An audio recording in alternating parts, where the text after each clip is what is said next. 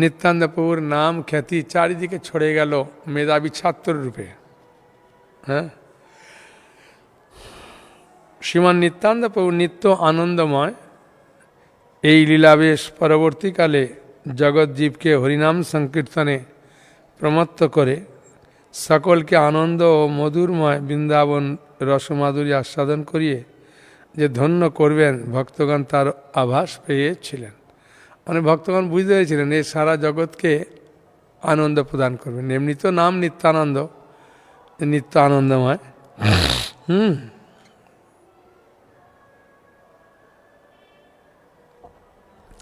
শ্রীমান নিত্যানন্দ প্রভুর তীর্থভ্রমণ সর্বত্র নিত্য আনন্দময় প্রেমরসের প্রচার। নিত্য আনন্দময় বলে তিনি গৃহে পিতামাতার স্নেহ বন্ধনে বেশি দিন আবদ্ধ থাকেন নাই। প্রতিবেশীর প্রতি ভালোবাসা, সখ্যগণের সখ্য তার পর্যটনের গতিপথে বাধা প্রদান করে নাই। জগৎজীবের কল্যাণের জন্য যার আবির্ভাব সমগ্র জগতেই যার আপন, তিনি সীমিত বন্ধবতায় কখনো আবদ্ধ থাকেন না। অনন্তদেব নিত্যানন্দ অনন্ত জীবকে নিত্য আনন্দ প্রদানের জন্য তিনি অনন্ত পথে যাত্রী হলেন। সে নিত্যানন্দের বয়স তখন 12 বছর। নিত্যানন্দের বয়সটা কত? 12 বছরের। তার আকার অতি সুঠাম, লাবণ্যময়, শারদীয় পদ্মের ন্যায় আকর্ণ বিস্তৃত নয়নযুগল প্রেমরসে ঢলঢল করছে।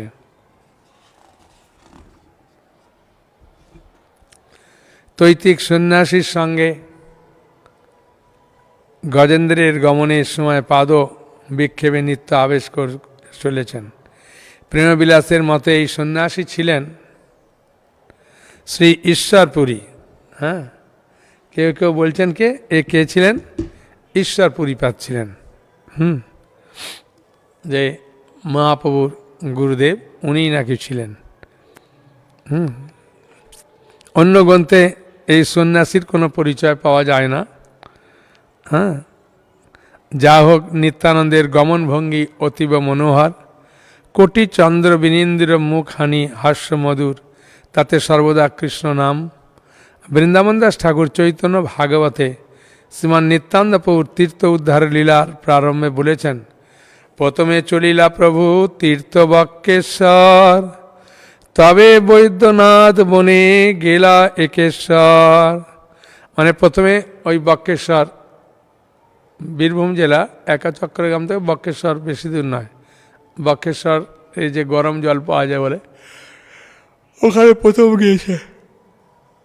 তারপর ওখান থেকে বৈদ্যনাথে গেলেন। নিত্যানন্দপুর তৈতিক সন্ন্যাসীর সঙ্গে প্রথমে বীরভূম জেলা বক্ষেশ্বর তীর্থে গমন করে সেখানে শিবকে দর্শন করেন। বক্ষেশ্বরে ওই গরম জলের কাছে শিব আছে, শিব মূর্তি। তারপর নিত্যানন্দ বৈদ্যনাথ তীর্থে একাকী গমন করেন। প্রভু নিত্যানন্দ বক্ষেশ্বরের পরে সমস্ত তীর্থ একাই ভ্রমণ করেন। বৈদ্যনাথ তীর্থ হতে গয়া তীর্থে গমন করেন। তারপর শিব রাজধানী কাশীতে গমন করে গঙ্গা দর্শন পূর্বক স্নান পানাদি অতি সুখী হলেন। কাশী দর্শন করে নিত্যানন্দ প্রভু প্রয়াগে গমন করে মাঘ মাসে প্রাতঃ স্নান পূর্বজন্ম স্থান মথুরায় গমন করেন, তথাদি স্নান করে। মানে এইভাবে আমরা দেখতে পাই নিত্যানন্দ প্রভু বিভিন্ন জায়গায় ভ্রমণ করছেন। হ্যাঁ, এখন একটা আনন্দের লীলা না বললে তো নয়। হ্যাঁ, বুঝেছেন?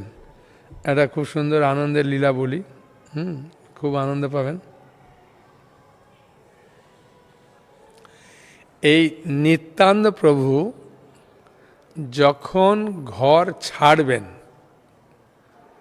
তার আগে বাবা মাকে বাৎসল্য রস আস্বাদন করিয়েছেন। যেমন কৃষ্ণ যখন গোকুল ছাড়বেন তার আগে বাবা মার সঙ্গে একটা আনন্দের রস আস্বাদন করেছেন, বাৎসল্য রস, দামবন্ধন লীলা। হ্যাঁ, এই রস আস্বাদন করেছেন। মহাপ্রভু যখন ঘর ছাড়বেন তখন এরম লীলা করেনি, কেন মহাপ্রভু তো বয়সও ছেড়েছে না। হ্যাঁ, বুঝেছেন? তার আগে কিন্তু নিত্যানন্দ প্রভুর লীলাটা খুব মধুর লীলা। অ্যাকচুয়ালি এই লীলাটি বলেছিলেন শ্রীশ্রীমৎ সুবক স্বামী গুরু মহারাজ। আমরা যখন 1993 কি 94 বা 95 হতে পারে, ওই সময় গিয়েছিলাম। অনেক ভক্ত সঙ্গে, সংকীর্তন ভক্তর সঙ্গে গুরু মহারাজ গিয়েছিলেন। তা সেই সময় উনি কয়েকটি লীলা বলেছিলেন। ওই কয়েকটি লীলা না বললে আমিও আনন্দ পাবো না। খুব মধুর মধুর লীলা, বুঝেছেন? হ্যাঁ, শুনলে আপনারাও আনন্দ পাবেন। হ্যাঁ, সেই জন্যে বলবো, যেহেতু আজকে রবিবার আছে, অনেক ভক্তবৃন্দ দেখছেন, সেই জন্য এই লীলাটা বলবো। খুব আনন্দের লীলা।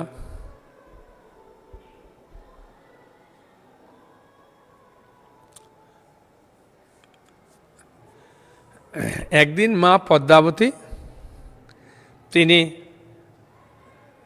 খুব সুন্দর গাওয়া ঘি দিয়ে বিভিন্ন জিনিস শুকনো শুকনো দ্রব্য বানাচ্ছে। তা আগেকার দিনে মায়েরা কি করতেন, তখনকার দিনে বড় বড় উনুন থাকতো। সেই উনুনে কাঠের বা ঘুঁটের তুষ এসব দিয়ে আগুন দিয়ে রান্না হতো। হ্যাঁ, ঘুঁটের আগুনে অল্প তুষ দিলে হস করে জ্বলে ওঠে, খুব ভালো মানে হয়। হ্যাঁ, আর ভাজাভুজি জিনিসগুলো মানে কম তাপে ভালো হয়, তাই না? সেই নিয়ে ঘুঁটের আগুনে মা বিভিন্ন রকমভাবে শুকনো শুকনো ঘি দিয়ে তৈরি করছেন। আর তখনকার দিনে তো ঘিয়ে কোনো ভেজাল ছিল না, না, সেই নিয়ে ঘিয়ের সুগন্ধটা অনেক দূর ছড়িয়ে পড়েছে। তা নিতাই অন্য জায়গায় খেলা করছিলেন, হঠাৎ দেখলেন আমাদের বাড়ি থেকে এত সুন্দর ঘিয়ের সুগন্ধ আসছে, নিশ্চয়ই মা কিছু বানাচ্ছে বা ঘি তৈরি করছে নাকি। এসেছেন, এসে দেখছেন মা অনেক কিছু জিনিস বানিয়ে চাপা দিয়ে রাখছে আর বানাচ্ছে। মা একটু ঘেমেও গেছে, আর বড় পিঁড়েতে বসে, আগেকার দিনে পিঁড়ে থাকতো, পিঁড়েতে বসে মা সুন্দর সুন্দর বানাচ্ছে। আর নিতাই কী করেছে, পেছন দিক থেকে এসেছে, এসে মায়ের কাঁধ দুটো ধরেছে, ধরে এরম দোল খাচ্ছে। তখন মা বলছেন, বাবা বাবা নিতাই নিতাই, উনানে এক্ষুনি পড়ে যাও বাবা, হ্যাঁ, এরম করতে নেই। হ্যাঁ, তখন নিতাই বলছেন, মা তোমাকে কি আদর করতে নেই? বলছে, হ্যাঁ বাবা করতে আছে, পরে করো বাবা, এখন তো আমি রান্না করছি, সেই জন্যে। বলছে, মা তাহলে তোমার মুখে একটা চুম খেয়ে চলে যায়। নিতাইয়ের কাম তো। হ্যাঁ, এখন কোনো মা মুখে যদি বাচ্চা তার ছেলে বলে চুম খাবো, মা কি না বলতে পারবে বলুন? তখন মা বলছে, বাবা আমি ঘেমে গেছি, দাঁড়া, বলে মুখটা মুছে দিয়েছে, মুছে দিয়ে বলছে, বাবা নে একটা চুম খা। তখন নিতাই বলছেন, মা আমার মুখে একটা চুম খাবে না? বলছে, হ্যাঁ বাবা এসো। বলে নিতাইয়ের গাল দুটো ধরে মা একটা মিষ্টি চুম খেয়েছে। আর সেই সময়তে নিতাই জিজ্ঞাসা করছে, মা এত সুন্দর খাবার তৈরি হচ্ছে, হ্যাঁ কী জন্যে? বলছে, তোর বাবা বলতে বারণ করেছে। হ্যাঁ, যখনই বলতে বারণ করেছে, ও দেখলো মায়ের প্রতি আর প্রেম করে কি লাভ বাবা, এখন বাবার কাছে যাওয়াই ভালো। তাই বাবা অন্য জায়গায় বসেছিলেন, তার সঙ্গে সঙ্গে বাবার পেছন দিক দিয়ে গিয়ে, হ্যাঁ, বাচ্চারা যেমন বাবার কাঁধে উঠে দেখেছেন, পিঠটা হড়কে হড়কে এরমভাবে কাঁধ ধরে খুব করতে করতে মাথাটা ভালো করে ম্যাসাজ করে দিচ্ছে। তখন একটা বাৎসর রস না, বাবা তখন বলছেন, বাবা নিতাই তুমি খেলতে যাওনি? বলছে, হ্যাঁ বাবা খেলতে গিয়েছিলাম, হঠাৎ এলাম, তুমি বসে আছো ওই জন্য এসছি। বাবা তোমাকে ভালোবাসতে নেই? বলছে, না বাবা, কেন ভালোবাসতে নেই বাবা? বাবা তুমি আমার মুখে একটা চুম খাবে না? তখন বলাতে তখন বলছে, হ্যাঁ বাবা এসো এসো, বলে এরকম করে পেছন থেকে এরকম করে ধরে নিয়ে খুব সুন্দর চুম খাচ্ছে। আর মুখটা দেখছে নিতাই, দেখে চিন্তা করছে, এই নিতাইকে ছেড়ে আমি জগন্নাথপুরী যাব, জগন্নাথের পাশে বড়দেবকে দেখার জন্যে কদিন লাগবে যেতে পুরীতে, আবার আসতে সময় লাগবে, ওই দিন তো আমি নিতাইকে দেখতে পাবো না। তাই নিতাইয়ের মুখটা খুব সুন্দর করে তাকাচ্ছে। তা নিতাই বলছে, বাবা আমার মুখের দিকে কি তাকাচ্ছ? হ্যাঁ, বলছে, তোকে দেখছি বাবা। বলছে, ও বাবা তাই? বাবা তাহলে তোমাকে আমি একটা চুম খাই। বলে চুম খেতে গিয়ে জিজ্ঞাসা করছে, বাবা মা যে এত সুন্দর সুন্দর খাবার তৈরি করছে কী জন্যে? বলছে, বাবা আমি তো এখানে শিবের পূজা করি, আর জগন্নাথের পূজা করি। তা জগন্নাথের পাশে বলদেবকে দেখার জন্যে আমি একটু জগন্নাথপুরীতে যাব। ও বাবা তাই? হ্যাঁ, তাহলে বাবা আমি একটা কথা বলবো। হ্যাঁ, যখনই বলেছে একটা কথা বলবো, তখনই ওই হারাই পণ্ডিতের হৃদয়টা একদম কেঁপে উঠেছে যে এখনই যদি বলে আমি যাব তোমার সঙ্গে, তাহলে তো অবস্থা খারাপ। তখন বলছে বাবা তুমি যেদিন যাবে না, সেদিন বাবা খুব ভোরে ভোরে উঠবে। হ্যাঁ, উঠে আমাদের যে পদ্মপুকুর আছে, এই পদ্মপুকুরটা নিতাইয়ের মামার বাড়ির যে দাদু সে করে দিয়েছিল। হ্যাঁ, পদ্মাবতীর বাবা এই পুকুরটা করে দিয়েছিল, যাতে আমার মেয়ে এখানে স্নান করবে, হ্যাঁ, ব্যবহার করবে, সেই জন্যে। আর মাঠের মধ্যে পুকুরগুলো দেখবেন জল খুব সুন্দর পরিষ্কার, আর ওই সব জল খেলে হজমও হয় ভালো। হ্যাঁ, বুঝেছেন? আগে আমরা মাঠে গিয়ে বিলের জল খেয়েছি, খাল বিলের জল খুব পরিষ্কার আর খুব সুন্দর স্বচ্ছ একদম খেয়ে। তখন আয়রন জিনিসটা কি জানতাম না, এখন তো আয়রন জিনিসটা, তখন তো আমরা টিউবওয়েলের জলই খেতাম, কিন্তু আয়রন বলে জিনিসই জানতাম না। হ্যাঁ, এখন তো কলিকালের প্রভাবে আলাদা হয়ে গেছে, আর কি বলার আছে। তা সে যাই হোক,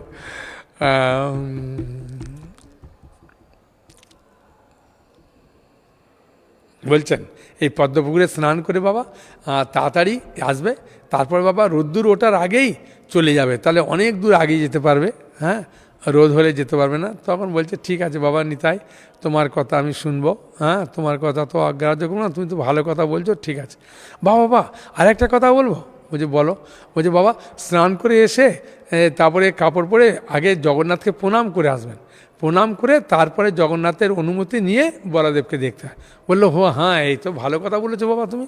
হ্যাঁ, বলছে বাবা তুমি যেদিন থাকবে না, তাহলে আমি কি করে একা থাকবো?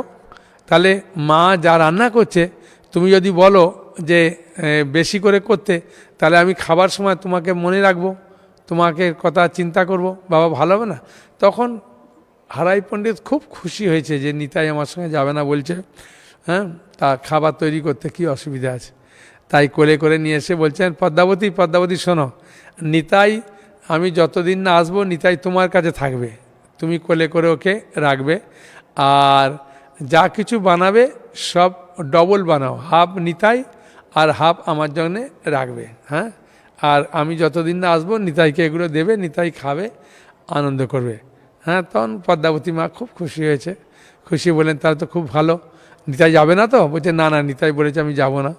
হ্যাঁ, তাহলে ওর মা বলছে তাহলে খুব ভালো, নিতাই আমার কাছে থাকবে, আর কোলের কাছে, খুব আনন্দ। দেখুন মায়ের কাছে ছেলে কোলের কাছে শুলে বা ইয়ে করলে কী আনন্দ, বুঝতে পারছেন? এ পদ্মাবতী মায়ের কথা শুনেই বোঝা যায়। হ্যাঁ, তাই না? ছোটোবেলায় ছেলে কোলের কাছে থাকবে, তাকে নিয়ে আনন্দ করবে, এটা আলাদা আনন্দ মায়ের। হ্যাঁ, মা বাবা দুজনই, তবে মায়ের আনন্দ বেশি। হ্যাঁ, তা এবার যেদিন যাবে, নিতাই বলেছে না ভোরে উঠে স্নান করে, তখন ওর মা বলছে হ্যাঁ নিতাই এখন একরকম বলে, আর কিছুক্ষণ বাদে আবার অন্যরকম বলে, ও সুর পাল্টে যায়। সেই জন্যে তুমি এক কাজ করো, খুব ভোরে ভোরে, হ্যাঁ, রাত্রির থাকতে উঠে পড়ো, উঠে স্নান টান করে ওই জগন্নাথকে ওখানে প্রণাম করে চলে যাবে, তারপরে নিতাইকে আমি ঘুম থেকে তুলব। হ্যাঁ, তখন বলার পরে একদম সেরকম প্ল্যান প্রোগ্রাম করে আছে। আর হারাই পণ্ডিত স্নান করতে গেছেন, তা মা দেখলেন সাধারণত ঘরের মায়েরা ওই বাসি মুখে বা বাসি কাপড়ে বা একটু ঝাড়ু না দিয়ে, গোবর জল না দিয়ে কিছু ঘর থেকে কেউ বেরোতে পারে না। হ্যাঁ, বাসি ঘর এরম থাকে। তাই পদ্মাবতী মা চিন্তা করলেন যে ওর বাবা তো স্নান করতে গেছে, তাহলে আমি তাড়াতাড়ি একটু সামান্য ঝাড়ু দিয়ে, একটু গোবর জল ছড়া দিয়ে, হ্যাঁ, ঘরের চারদিকে একটু করে দিয়ে আমার বাসি কাপড়টা আমি ছেড়ে দিয়ে স্বামীকে সব কিছু আয়োজন করে দেবো, ও চলে যাবে, তারপর নিতাইকে ডাকবো। আর ঝাড়ুগুলো দেখবেন আগেকার দিনে তো ওই নারকেল গাছের ঝাড়ু দিয়ে ঝাড়ু দিত না, আর ঝাড়ু দিতে দিতে ওগুলো ক্ষয়ে গেলে ওগুলো ধার হয়ে যায়, তা ওই ঝাড়ু দিয়ে দিচ্ছে তো, আর খড় করে আওয়াজ হচ্ছে। আর নিতাই ঘুম থেকে উঠে পড়েছে, উঠেই বলছে মা বাবা কোথায়? বলছে তোর বাবা স্নান করতে গেছে পদ্মপুকুরে। ও আচ্ছা মা, বাবা যখন যাবে আমার মুখটা যদি পরিষ্কার না থাকে, তাহলে বাবা আমাকে মুখে চুম খাবে, আনন্দ পাবে, তাই মা তুমি তাড়াতাড়ি আমাকে সাজিয়ে দাও। তখন পদ্মাবতী মা চিন্তা করলেন যে যাবার সময় যদি কেউ কান্না করে এটা শুভ নয়, এটা অশুভ হবে। তাই তাড়াতাড়ি করে ওই ঝাড়ুটা রেখে দিয়ে একটু গোবর জল ছড়া দিয়ে নিজে কাপড়টা ছেড়ে, হ্যাঁ, একটা সুন্দর কাপড় পরে নিতাইকে, হ্যাঁ, একটু সাজিয়ে দিলেন। হ্যাঁ, আগেকার দিনে মায়েরা বাচ্চাকে ওই মাথায় একটু সরিষার তেল দিয়ে একটু জল দিয়ে করে দিয়ে ভালো করে আঁচড়ে দিয়ে তারপরে কপালে টুক দিয়েছে, হ্যাঁ, চোখে কাজল দিয়েছে আর সুন্দর পোশাক পরিয়ে দিয়েছে। আর নিতাই বলছেন, মা মা বাবাকে আমি ডেকে নিয়ে আসবো? হ্যাঁ, বলছে যা তোর বাবাকে ডেকে নিয়ে আস, স্নান করতে গেছে, এত দেরি হচ্ছে। যেতে গিয়ে দেখছে বাবা আসছে আর বলছে, বাবা বাবা দেখো আমি কত সুন্দর সাজগোজ করে নিয়েছি, তোমার এত দেরি হয়ে গেল, এসো বাবা তাড়াতাড়ি এসো। বলে কাপড় টাপড় পরেছে, করার পরে বলছে বাবা তাড়াতাড়ি যাওয়ার আগে, মানে বৈষ্ণব মানুষ না, একদম কাপড় পরে তিলক টিলক করে রেডি হয়েছে, বাবা বাবা যাওয়ার আগে খালি মুখে গেলে ঠিক শুভ হয় না, মা তুমি আসন করো দুটো, আমি আর বাবা অল্প অল্প খাবো, হ্যাঁ, আর বাবা খেয়ে চলে যাবে আর আমার মুখে একটা চুম খেয়ে চলে যাবে, তারপরে আমি তোমার কাছে থাকবো। ওর মা দেখছে নিতাইয়ের এত মিষ্টি মিষ্টি কথা, তাই ওর মা বলছে ঠিক আছে বাবা তাই করছি। বাবা তুমি তাড়াতাড়ি জগন্নাথকে প্রণাম করে এসো। ও যে হ্যাঁ বাবা আছি। বাবা এই সোজা রাস্তাটা এতটা পরিষ্কার নয়, একটু ঘুরে গেলে বাবা ভালো রাস্তা, ওখান দিয়ে গিয়ে জগন্নাথকে প্রণাম করে এসো। তখন বাবা চিন্তা